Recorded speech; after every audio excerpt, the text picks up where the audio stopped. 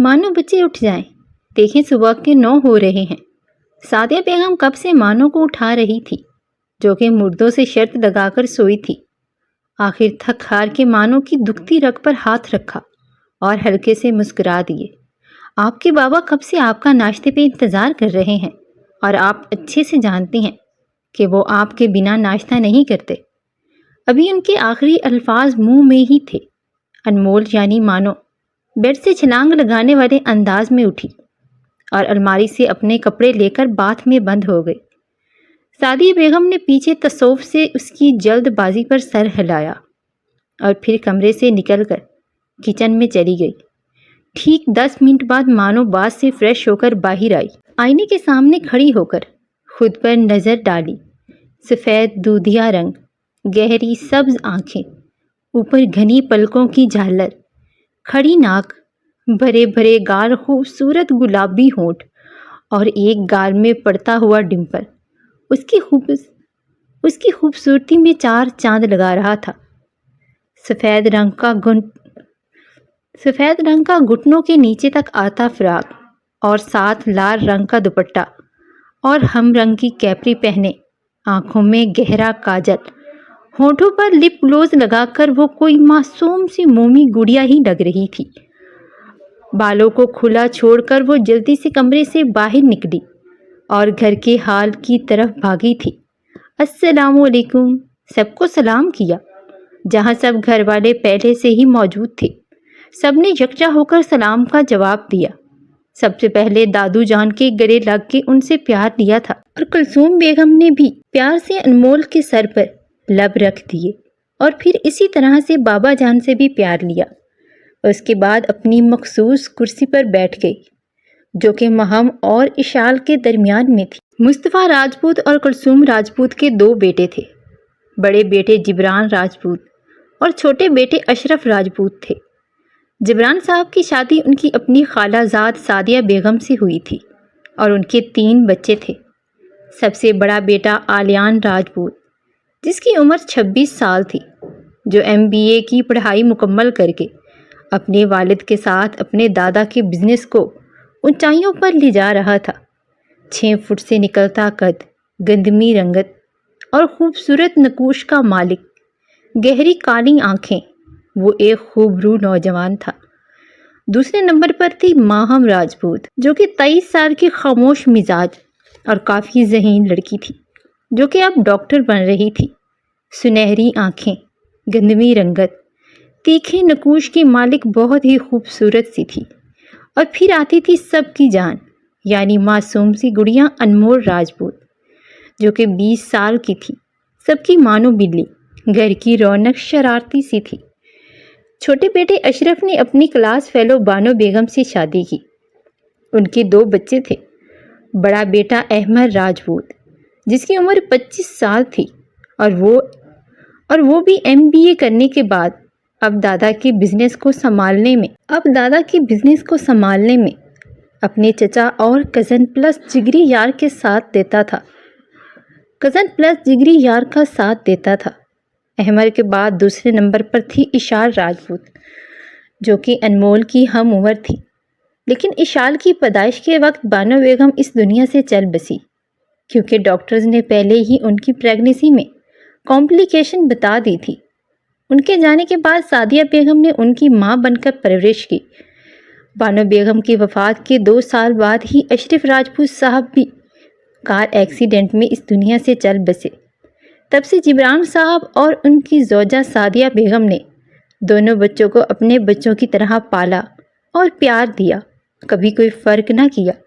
اس لیے وہ بھی سعدیہ بیگم اور جبران صاحب کو مما اور بابا بلاتے تھے۔ اشال راجپوت اور انمول راجپوت دونوں ایک دوسرے کی کاپی تھی۔ اگر فرق تھا تو صرف آنکھوں کا۔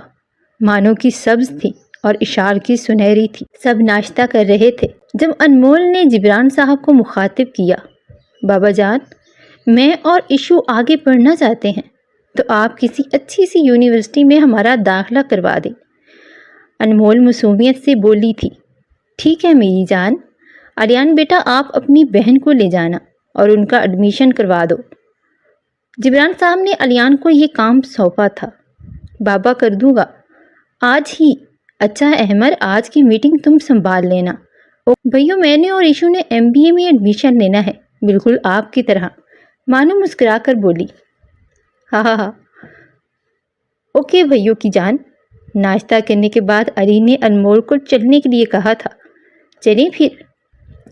جی بھائیو، بس میں پری کو کال کر کے بول دیتی ہوں، پھر ہم اس کو بھی پک کر دیتے ہیں، اس نے بھی ہمارے ساتھ ایڈمیشن لینا ہے۔ اور ایشو تم میرے اور اپنے ڈاکومنٹس لے آؤ جب تک میں کال کر لوں۔ انمول کی مانو بچے جب فرحان کی طرف جائیں تو میں نے گاجر کا حلوہ بنایا ہے، وہ لیتے جانا۔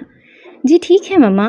انمول نے موبائل پر کال کرتے اور موبائل کی رنگ پر فون کی جانب متوجہ جو کہ پہلی ہی بار اٹھا لی گئی۔ السلام علیکم، کیسی ہو میری پیاری سی پریستان کی پریحان؟ انمول نے خوش دلی سے پریحان کی خیریت معلوم کی تھی۔ وعلیکم السلام مانو، اللہ پاک کا شکر ٹھیک ہوں، تم کیسی ہو؟ پری نے لسانیت سے جواب دیا تھا۔ الحمدللہ، ایک انمول نے موبائلی لڑکے کی طرح جواب تو پری مانو کے انوکھے انداز پر کھل اچھا جس لیے کال کی تھی وہ تو بولنا ہی بھول گئی، جلدی سے تیار ہو جاؤ، ہم تمہیں پک کرنے آ رہے ہیں، یونیورسٹی ایڈمیشن کے لیے جانا ہے۔ انمول سر پر ہاتھ مارتے ہوئے بولی تھی۔ اوکے مانو، میں پھر مما جانی سے پوچھ لوں اور تیاری بھی کر لوں۔ ٹھیک ہے، اللہ حافظ۔ علی بھائیو، آپ چلیں گاڑی نکالیں، چلو آ جاؤ، جلدی سے میں گاڑی میں ویٹ کر رہا ہوں۔ علیان انمول کو بولتا باہر مانو نے ایشو کو آواز لگائی اور خود کچن کی جانب بڑھی، جہاں سعدیہ بیگم ایک ڈبے میں بہت سارا گاجر کا حلوہ ڈال رہی تھی۔ مما ہم جا رہے ہیں تو آپ حلوہ دے دیں۔ انمول کے بولنے پر سعدیہ بیگم نے سر اثبات میں ہلایا اور حلوے والا ڈبہ مانو کی طرف بڑھایا، جس کو تھامے مانو باہر کی طرف بڑھی۔ باہر آئی تو اشال کو اپنا انتظار کرتا پایا اور پھر گھر سے باہر کی جانب نکلے۔ یہ ہے خانزادہ فیملی اور اس کے سربراہ ابراہیم خانزادہ اور ان کی زوجہ آسیہ بیگم۔ ان کے 2 بچے تھے، بڑا بیٹا حسن خانزادہ اور چھوٹی بیٹی پریسا، جو کہ 3 سال کی عمر میں ہی اللہ کو پیاری ہو گئی تھی کسی جان لیوا بیماری کی وجہ سے۔ آہستہ آہستہ وقت کے ساتھ ابراہیم صاحب اور ان کی بیگم آسیہ نے خود کو سنبھال لیا اور اپنا سارا پیار اپنے بیٹے حسن خانزادہ کو دیا۔ وقت کا کام ہے گزرنا، جو کہ تیزی سے گزرا تھا۔ حسن صاحب کی شادی ہو گئی اپنی خالہ زاد دانیہ بیگم سے، جو کہ نہایت ہی نیک اور اچھی سلجھی ہوئی بیوی ثابت ہوئی۔ اللہ نے ان کو 3 بچوں سے نوازا تھا۔ سب سے پہلا بیٹا ازلان خان خوبصورت سی بیئرڈ، چوڑا سینہ، 6 پیکس تھے اور ایک خوبرو سنجیدہ مزاج نوجوان تھا، غصہ ناک پر ہوتا، جو کہ اس کی شخص۔ پھر آتی ہے سب سے چھوٹی لاڈلی کیوٹ سی پریحان خانزادہ، سفید دودھیا رنگ، گہرے چمکدار آنکھیں، گھنے پلکوں کی جھالر، گلابی گال اور گلابی ہونٹوں کے نیچے خوبصورت سا تل، جو کہ کسی کو بھی اپنا دیوانہ بنا سکتا تھا۔ مصطفیٰ راجپوت اور ابراہیم خانزادہ کی کافی پرانی دوستی تھی، جس کی وجہ سے حسن صاحب اور جبران صاحب میں بھی گہری دوستی ہو گئی اور ساتھ میں بزنس پارٹنر بھی تھے۔ اس لیے دونوں گھرانوں میں کافی بے تکلفی اور اپنائیت تھی۔ مما جانی، میں مانو اور ایشو کے ساتھ یونیورسٹی کے ایڈمیشن کے لیے جاؤں؟ علی بھائیو لینے آ رہے ہیں، پریحان نے اپنی ماں سے اجازت چاہی تھی۔ جی میرا بچہ چلی جاؤ، یہ تو بہت اچھی بات ہے، علیان بیٹا ساتھ ہے۔ اوکے تھینکس مما جانی۔ ابھی پری اپنی ماں سے بات کر رہی تھی کہ باہر سے گاڑی کے ہارن کی آواز سنائی دی۔ کچھ دیر میں سامنے مانو اور ایشو داخلی دروازے سے داخل ہوتی نظر آئی۔ دونوں نے ایک ساتھ دانیہ بیگم کو سلام کیا، انہوں نے پیار سے جواب دیا اور ساتھ ہی سب کی خیریت دریافت کی۔ آنٹی یہ گاجر کا حلوہ مما نے آپ کے لیے بھیجا ہے، انمول گاجر کے حلوے والا ڈبہ دانیہ بیگم کی طرف بڑھاتی ہوئی بولی تھی۔ ارے بیٹا اس کی کیا ضرورت تھی؟ ابھی وہ باتیں کر ہی رہی تھی کہ باہر سے گاڑی کے ہارن کی آواز آئی۔ اف میں کتنی پاگل ہوں، باہر ایلو بھیا ہمارے انتظار کر رہے ہیں، چلو جلدی سے پری، مانو جلدی سے ہڑبڑاتے ہوئے بولی تھی۔ ارے بیٹا آپ کچھ کھا تو لیتی، دانیہ بیگم مانو کو روکتی ہوئی بولی تھی۔ ابھی نہیں آنٹی، واپسی پر آپ اچھی سی بریانی تیار رکھیے گا، بولتے ہی مانو نے باہر کی طرف قدم بڑھائے تھے۔ اوکے اللہ حافظ۔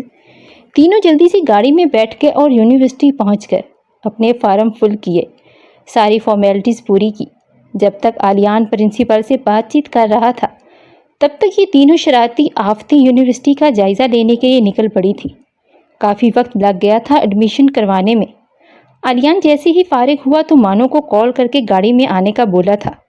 5 منٹ بعد ہی تینوں گاڑی میں موجود تھے اور اپنی منزل کی طرف گامزن تھے۔ مانو نے آریان کو پکارا اور آئس کریم کی فرمائش کی۔ علی منع کرنے والا تھا کہ تینوں کی معصومیت سے بھرپور چہروں کو دیکھتے ہوئے رک گیا اور گاڑی آئس کریم پارلر کی طرف بگا لی۔ وہاں جا کے سب نے اپنی پسندیدہ فلیور کی آئس کریم کھائی۔ اب واپسی کی طرف رواں دوا تھے۔ پری کو پہلے گھر ڈراپ کرنے کے لیے تو دانیہ بیگم نے دوپہر کے کھانے میں روک لیا تھا۔